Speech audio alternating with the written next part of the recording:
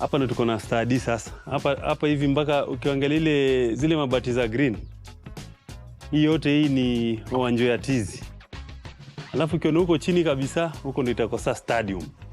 Watoto wapige ball, tufufue sasa football ya Kenya. McDonald Mariga Wanyama. Welcome to Wanyama Football Academy. We are here in Nambale, Busia County. Karibuni.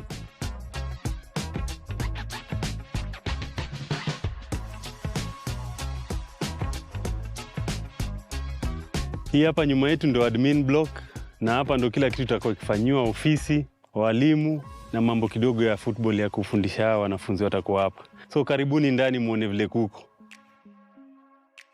Yes, Wanyama family, we said we want to have an academy. We chose here in Busia, in Nambale. Hapa ndo itakuwa reception, mali ya kureceive watu, kukaribisha wageni na kila kitu hapa.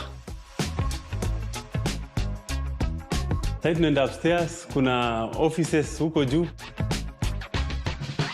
Hizi ndio ofisi za decide tutafanyiaje watu gani wataenda wapi, mgani ni mdeadly kushinda mgani. So hapa ndo wadosi wote wa academy watakuwa. Hii hapa ni bigi sana. Hapa ndo tutakuwa tunaweka watu wote hapa. Tunawekea board yao pale. Tunawafundisha ball sasa. Betgret came and partnered with us because they want to improve the sports in this country, and they are helping us to finish everything here in this Wanyama Football Academy. So hapa hivi ndio itakuwa game room na place ya ma students ku relax. For example, watakuwa wanaona game kwa TV, tutakuwa na ping pong, at least kutakuwa na PlayStation.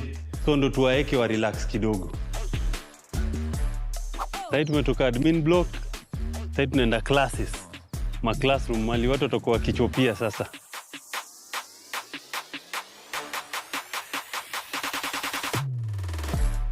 So hii ndio one of the classroom.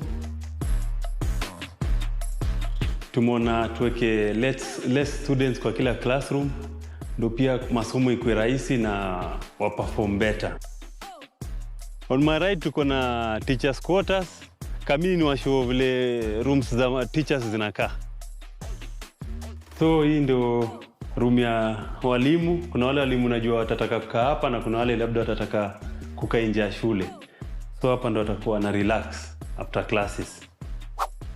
So tumetoka teachers quarters. Sasa karibuni mali mastude wanalala sasa.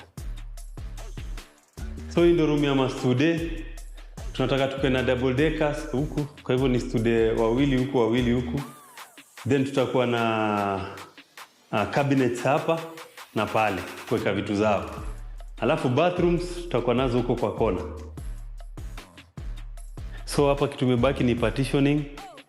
Alafu tunajua kila kitu itakuwa iko ready. Muona bado place haijaisha. Kuna pia materials zimeingia, kuna tiles, kuna cement huko zinaingia. Tunaopitaisha soon, iko karibu kuisha. Alafu tukaribishe ma students, kazi ianze. MCEDU made you famous YouTube channel, follow and subscribe.